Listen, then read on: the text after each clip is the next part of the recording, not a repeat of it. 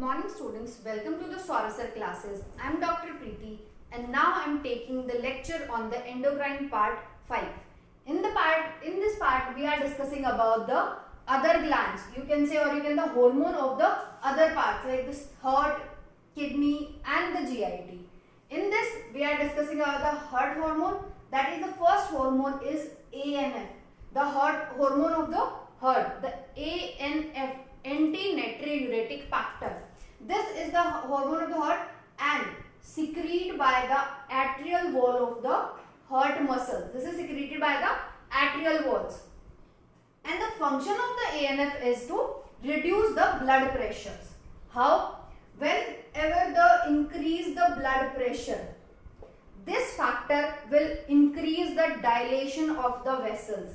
And if they increase the dilation of the vessels, the blood pressure goes slower, or you can say the reduce in the blood pressure. So this is the hormone of the heart.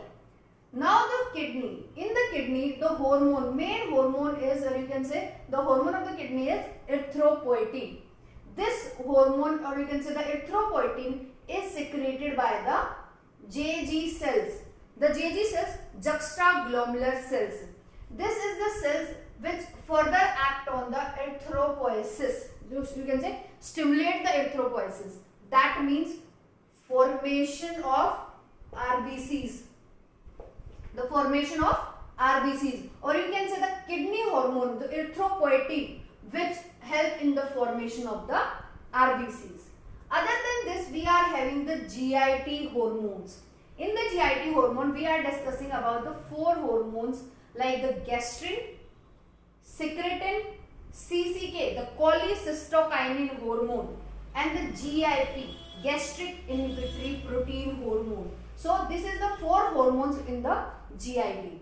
The first one is the gastrin. In the gastrin act on the gastric glands, or in the gastric gland, it will secrete the HCl. It will help in the secretion of the HCl. The second hormone is secretin.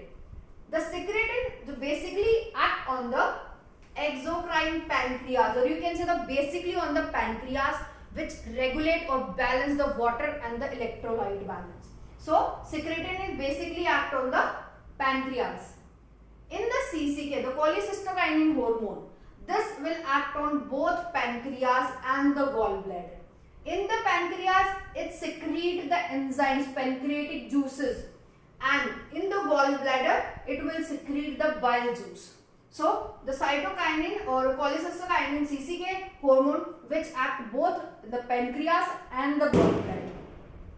The last hormone of the GIT, that is the GIP, the gastric inhibitory protein hormone. This hormone basically inhibitory, that means it inhibit the something, and it inhibit the gastric motility, or you can say it if it will act on the gastric glands, it will inhibit the gastric motility and decrease the HCl production. So the gastrin and the GIP both act opposite. So this is all about the heart, kidney and the GIT hormones. Now we are discussing about the hormone action, the mechanism of hormone actions. You have heard about that the hormones show their effect by binding with the specific protein. This is known as hormonic receptors. The hormone bind with specific proteins and show their action, or you can say these are known as hormone receptors. These are known as hormone receptor. These hormone receptors present in the target cell. In the target cell, you can say the target cell is focus in which the hormonic receptors are present. Hormone bind with that specific site and show their effect. This is also known as hormone receptor complex. This is present in the cells or outside the cell. If it is present inside the cell membrane, this is known as intracellular receptor. What is this? This is known as intracellular receptor. That means the receptor present within the cell membrane. If the cell, or you can say the receptor is present outside the cell membrane. That means it is known as extracellular receptor. So this is the two type of the receptors. So on the basis of these things, on the basis of the chemical natures, the hormone can be divided into the groups. The first one is protein peptide hormones. The protein peptide hormone we have already discussed. The protein hormone. What type of protein hormone? Insulin, glucagon, and the hypothalamic hormone. Other than this, we are having the steroids. On the basis of what you can say, the second group is the steroid. In the steroid, we are discussing about the estrogen, progesterones, the cortisols. These are the steroid hormones. Iodothyronins. In this group, we are discussing about the thyroid hormone, T3 and the T4 hormones. And the amino acid derivative. In the amino acid derivative, we are discussing, or the example of the amino acid derivative, the epinephrine. So these are the hormones, or you can say the hormone divided into these groups, which hormone plays in the which category. Okay, now we are discussing about how the hormone act on the particular membrane and how it shows their effect in the body. Now we are discussing how hormones act on our body, or you can show their effects.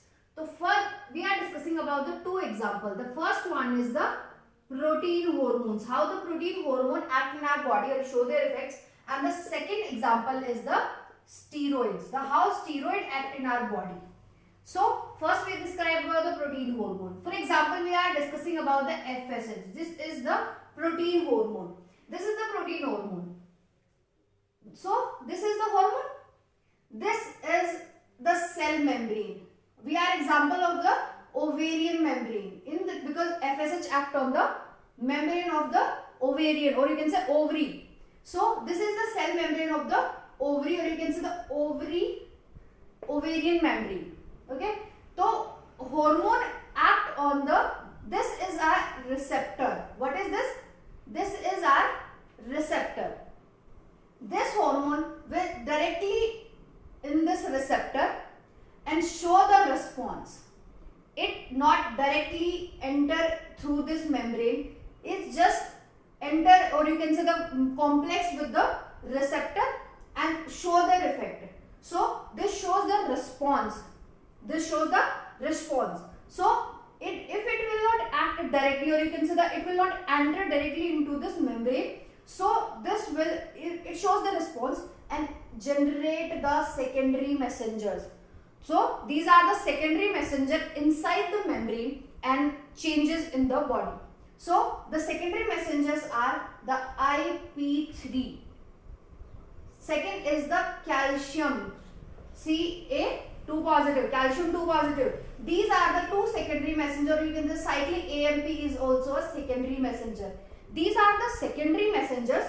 So if the generation of the secondary messengers occurs, that means the biochemical responses occurs because of these secondary messengers, and the further physiological responses are occur. So in the protein hormone, protein do not directly enter into the body, or you can say do not cross this ovarian membrane or the cell membrane. So it directly act with the, or you can say it will affect on the receptor, bind with the receptor and show their changes. If it shows the changes, it will generate the secondary messengers, and the secondary messengers show the further effects. But in case of steroids, we are having the one example like estrogen. The estrogen is the example of the steroid hormone. In this case, the steroid is outside the membrane. It can directly cross the membrane and bind with this receptor. This receptor present in the nucleus, or you can say the steroid directly hit in the nucleus. It can cross the membrane. If it can cross the membrane, it directly hit to the nucleus, or you can say cross the nuclear membrane. In the nucleus, or you can say in the receptor site, in the nucleus, we are having the genome, or you can say the DNA. In the DNA, it changes into the mRNA. If it changes into the mRNA, then changes into the protein structures. And if the finally change in the protein structure, or you can the protein structure changes in our body, that means physiological responses occurs. So this is about the two examples, like the one is the protein hormone and second one is the steroid hormone. Or we are all sum up with this diagrams and the chapter. This is the endocrine system.